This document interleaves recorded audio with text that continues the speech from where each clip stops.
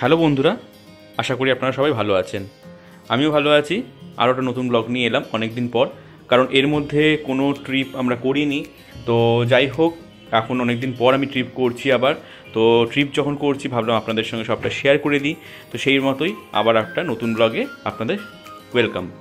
তো আবারও আমরা এসে গেছি এনজিপি, কারণ এনজিপি থেকেই আমরা ম্যাক্সিমাম আমরা ইস্টের যদি আমরা যাই ঘুরতে কোথাও গ্যাংটক বা দার্জিলিং, তাহলে আমাদের এনজিপিতেই আসতে হয়। সেই রকম আমরা এনজিপিতে এসে গেছি এবং এনজিপি থেকে আমাদের আজকে গন্তব্য হচ্ছে গ্যাংটক। এবং আমাদের ব্লগগুলো দেখুন, তাহলেই বুঝতে পারবেন আমরা কোথায় কোথায় যাব। তো দেখতেই পাচ্ছেন গ্যাংটক যাওয়ার পথে আমাদের যেটা সবার আগে চোখে পড়ে সেটা হচ্ছে তিস্তা নদী। তো তিস্তা নদীর পাশ দিয়ে বয়ে যাচ্ছে এবং আমরা গ্যাংটকের দিকে এগিয়ে যাচ্ছি। রাস্তাটা সত্যি অসাধারণ, যতবার আসি ততবারই মনটা ভরে যায়। তো চলুন সঙ্গে থাকুন, দেখুন সারাদিন কি করি এবং আগামী দিনগুলো কি করি সবটাই আপনাদের সঙ্গে শেয়ার করব। আশা করি ভালো লাগবে। তো রাস্তাটা অনেকটাই খারাপ, তো বন্ধ ছিল ন্যাশনাল হাইওয়ে 10। তো সেখান থেকে আমরা অনেক ঘুরে আসতে হয়েছে আমাদের। তাই এবার ঘুরে অনেকক্ষণ সময় লেগেছে। এবার একটা লাঞ্চ করছি, একটা লাঞ্চের জায়গা পেয়েছি, তো ওখানে লাঞ্চ করে তারপরে আমরা গ্যাংটক।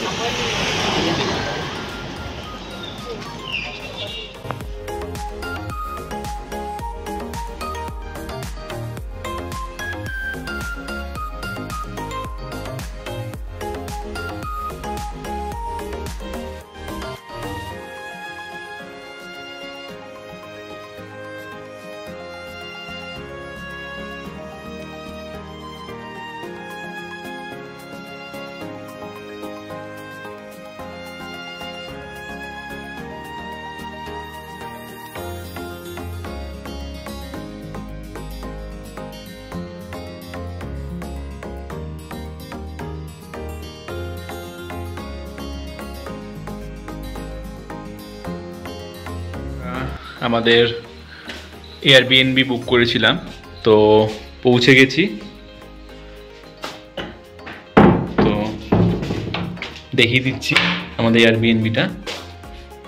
একটা হল মতো আছে, এদিকে একটা ওয়াশরুম,